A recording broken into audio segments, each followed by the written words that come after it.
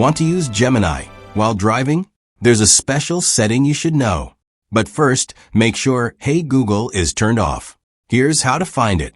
Open the Gemini app on your Samsung Galaxy S26 Ultra.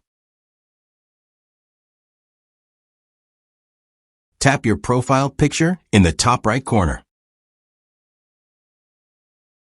Scroll down and tap Settings.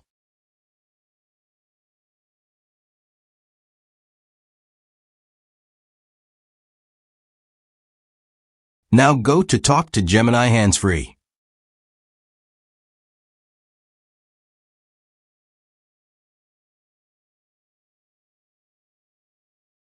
If Hey Google is turned on, turn it off first.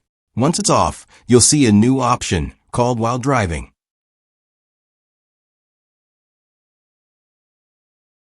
Tap on it. This setting allows you to use Gemini more safely while you're driving. You can adjust how Gemini responds when you're on the road. This is useful for hands-free interaction without needing to look at your screen. If you turn Hey Google back on, this option may be hidden again. And that's how to access and use Gemini while driving on your Samsung Galaxy S26 Ultra.